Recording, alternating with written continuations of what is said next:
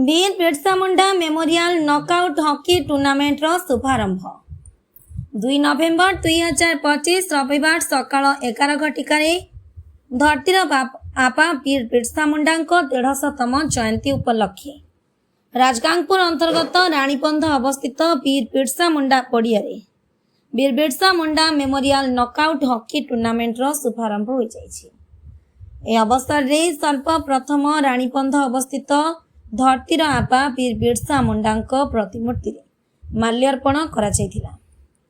ए अवसर में राजगांगपुर एसडीपीओ विभूति भूषण मुख्य अतिथि भाव में उपस्थित थिले। हॉकीर गढ़ भाव में परिचित सुंदरगढ़ जिला विभिन्न स्थान मोट 64टी दल अंशग्रहण करेंगे।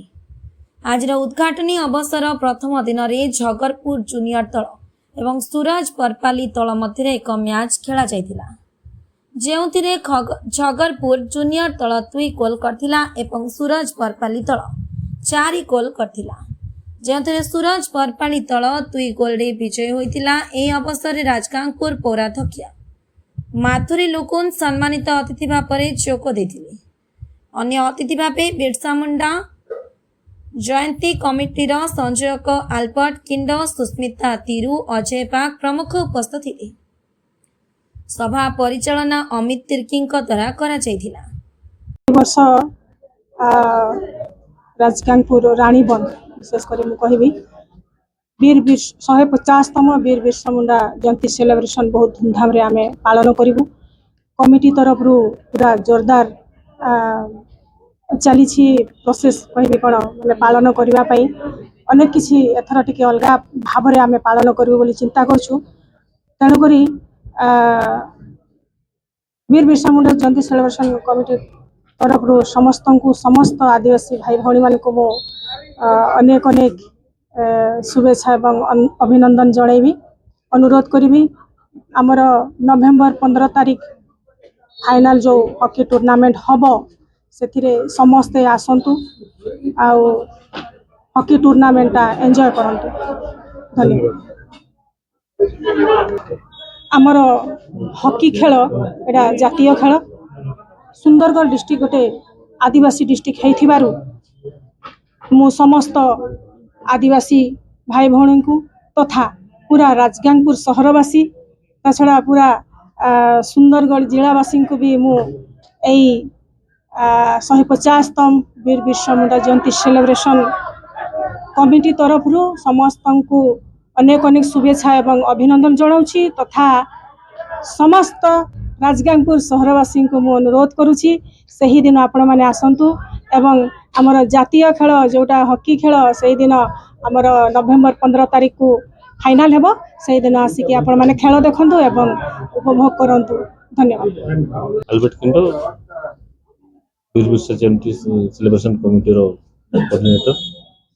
सर वीर बिरसा जयंती उपलक्षे जो प्लेयर गुला खेलुचंती हॉकी टूर्नामेंट चली से विषय कोन कहले केतटी टीम तो आज हमर वीर बिरसा मुंडा 150तम जन्म जयंती अवसर रे आज 2 तारीख आमे आज 15 तारीख पर्यंत आमे एठारे हॉकी रो महाकुंभ चली जोटी कि हमर 64 टीम अछि समस्त भाग लेछंती एवं यही वर्ष हूँ 150तम जयंती वर्ष से धूमधाम रे आम राणीबंध रे प्रति वर्ष हुए एवं आज वीर बिरसा मुंडा जयंती सेलिब्रेशन कमिटी आयोजक करिछि। प्रथम पर्याय केतोटी टीम भाग लेछि? प्रथम पर्याय रे इटा पिक्चर हिसाब से चले टोटल आम टीम अच्छी 64टा टीम अच्छी से विभिन्न पर्याय रे सेमानकर डेट हिसाब से आज खेल हेबो। आज शुभारंभ होइछि एवं यही शुभारंभ आमर ग्रांड फाइनल जिते बेले हेबो 15 तारीख से दिन होछि आमर वीर बिरसा मुंडार जन्म जयंती से दिन फाइनल हेबो एवं सेमानकु जहाँ भी पुरस्कार राशि अच्छी सेटा दिया जिवो 1 लाख चैंपियन को अच्छी ए प्रकार आमर रनर्स 70 अच्छी सेकेंड अच्छी एवं चतुर्थ रही 40 आज नमस्व वीर मुंडांकर 150तम जयंती उपलक्षे राणीबंध स्टेडियम रे 150तम नॉकआउट टूर्नामेंट आरंभ होइछि। ए टूर्नामेंट रे किछि भागीदारी होइकि आम बहुत खुशी लगुच। आमर ये ଜାତୀୟ ଖେଳରେ ଆମ ସୁନ୍ଦରଗଡ଼ର ଜିଲ୍ଲାର ସ୍ୱତନ୍ତ୍ର ଜାଗା ଅଛି। ଆମର ହକି ଇଣ୍ଟରନ୍ୟାସନାଲ ମଞ୍ଚରେ ଆମ ସୁନ୍ଦରଗଡ଼ ରେପୁଟେସନ୍ ସବୁଦିନ ରହିଆସିଛି। ଆଉ ଆଜି ଆଜ୍ଞା ଏନ୍ତୁଳିଶାଳ କୁହନ୍ତି ହଁ ହକିର ଏନ୍ତୁଡ଼ିଶାଳ ଆମର ସୁନ୍ଦରଗଡ଼ ଜିଲ୍ଲା। ଆଉ ଏଠି ଆଜି ଯେଉଁ ଟୁର୍ଣ୍ଣାମେଣ୍ଟ ହେଉଛି ଏଥିରୁ ବହୁତ ଭଲ ପ୍ଲେୟାର ବାହାରିବେ ଆଉ ଆମର ଦେଶର ଖେଳ ଜଗତରେ ନାମ କରିବେ ବୋଲି ଆଶା କରୁଛୁ। ଆଉ ହକି ଖେଳଟା ସବୁବେଳେ ଉତ୍ସବର ମାହୋଲ ସୃଷ୍ଟି କରେ ଆମ ଏଇ ଅଞ୍ଚଳରେ। ଆଜି ମଧ୍ୟ ପ୍ରଥମ ଦିନରେ ଓପନିଂ ସେରେମୋନିରେ ବହୁତ ଭଲ ପାର୍ଟିସିପେସନ୍ ଅଛି ଆଉ ଉଭୟ ଦଳ ମଧ୍ୟ ଭଲ ଖେଳୁଛନ୍ତି। ଧନ୍ୟବାଦ। ସୁନ୍ଦରଗଡ଼ରୁ ଅବ୍ଦୁଲ ରଜାକ୍ ଖାନଙ୍କ ରିପୋର୍ଟ, IJP ନ୍ୟୁଜ୍।